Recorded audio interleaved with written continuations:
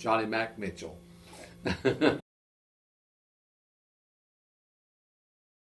Martinsburg. Yeah, I lived in Martinsburg. I lived with an aunt, my aunt and uncle who raised me more or less. I enlisted in the Army for February 1964. Well, I was about to be drafted, so I just figured that'd be the best way to go. One, that he and I still exchange Christmas cards. He lives in Minnesota. Mm-hmm. Yeah, and every year since we've been out of the service, you might say, mm-hmm. That was 1967. Mm-hmm. We have exchanged Christmas cards, and he even came to visit one year. You know, him and I think there was two of his friends. I couldn't tell you their names or who they were, you know, but they stayed just 2 or 3 days, 4 days. I've done forgot now. That's been a while ago. Mm-hmm. What was? I was 50-some years old before I got married. She worked in a restaurant, and that's where when I used to go to eat there. and of course I had met her before. I was a medic when I first started. Of course, when we had to go through 10 or 11 weeks, I've done forgot of training, and then they sent me to Fort Riley, Kansas. I wasn't trained. My training didn't call for handling medicine or anything like that either.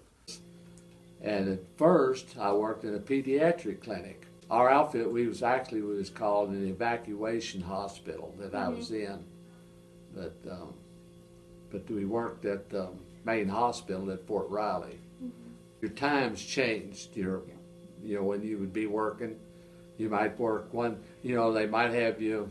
They'd make out the list that you work day shift, and then a couple weeks later, maybe you was on the night shift, and then a couple weeks later, maybe he was on the evening shift. It was changed all the time, I don't know. I always call them the basic things, like blood pressure taking, mm-hmm. and temperature taking, things like that.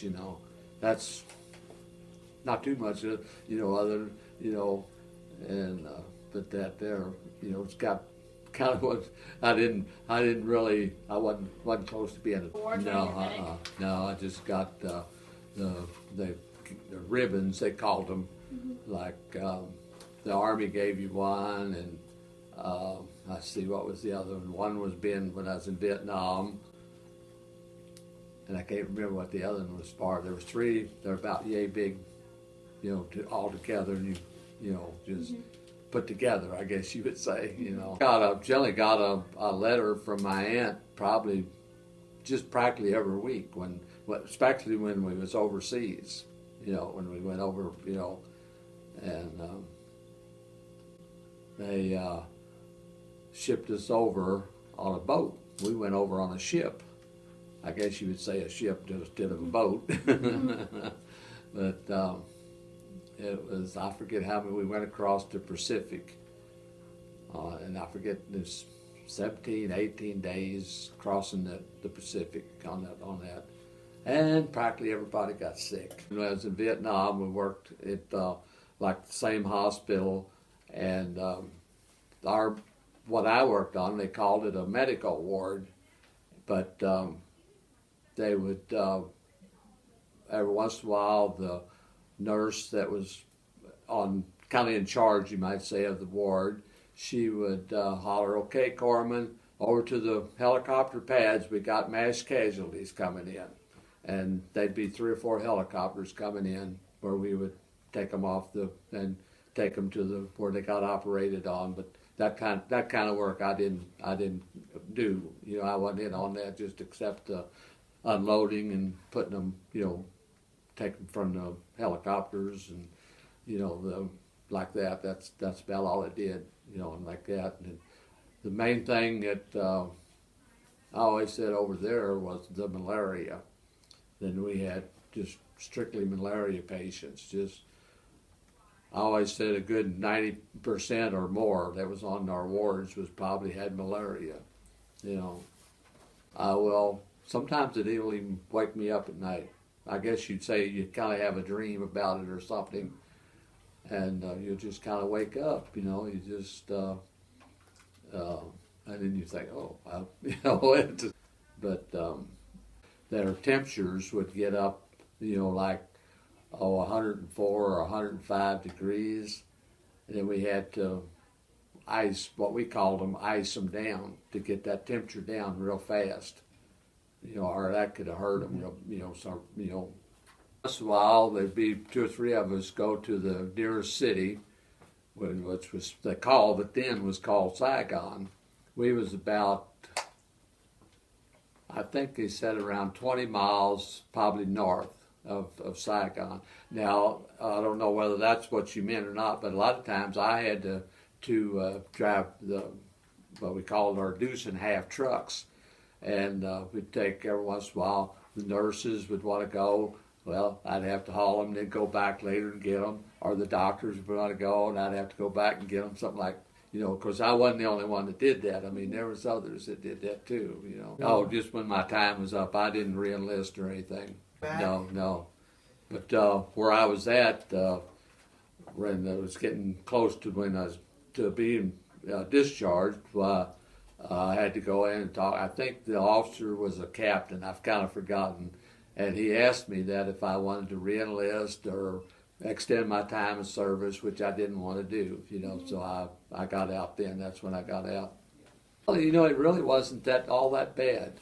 It really wasn't all that bad. They had I would say pretty good cooks. You know what I mean? You know, they. Of course, and then you had to pull your KP duty, you know, things like that, you know. And I know one of I would say this would calibrate with that would be, I was working on it didn't have map to the kitchen or anything, but the ward. And that's why I was still in Vietnam. And I forget how many we had. The barracks, like are not barracks, but wards, or they was built like in a Red Cross symbol, like, and there was about 20 beds, I think, on each one, somewhere like that, 20 or 25, I'll just say. And occasionally we had them double bunk because we didn't have room for them, you know, and we would. So one night when I was my time to go into work, well, I was the only corpsman on duty, and there was one nurse on duty. And whenever she would get her medicine and book work done, well, a lot of times she would come over and help, you know, with me icing guys down, things like that, you know. And they had I guess you'd say, order some way or what, you know, that whoever worked the night crew had to take the daily clothes and bed linen and stuff to the laundry, which I didn't have time. And I was still icing guys down when the day shift come on. And all I heard was a lot of them complaining. And the first thing, you know, the sergeant of the ward, he started just getting on to me about not taking that linen down, and the nurse heard him. And she come up out of that chair, and she went up, I always say, like one side and down the other. She chewed him up one side good, you know. And then she turned and she looked at me, said, "You go on and go off, you're through." I just left. I walked out the door, went and ate breakfast. Oh, no, I guess that's what you mean. But anyway, I had an older brother. He lived in Denver, Colorado. And so when we came back, they flew us back. There were several. I forget how many came off because they said they wasn't going to break the hospital up all at once. And so then we got to California, and so I thought, well, first flight that they had out very quickly was to Denver. So I thought, well, I'll just do that. So I got on a flight and flew to Denver. Well, I was gonna call them, but I didn't know their name, their number, their phone number, and I had to look through the phone book there at the airport, and there was about 3 or 4 that was about the same name, and I just started calling the numbers, and about the third one I think was them, and so they came and got me, and I spent about a week to 10 days there with them, and then came on what I call home, and my aunt, she was having a fit because she knew I was, well, while I was there, he called, and because nobody knew that I was back in the States then, because they just picked us up and brought us back, and we was.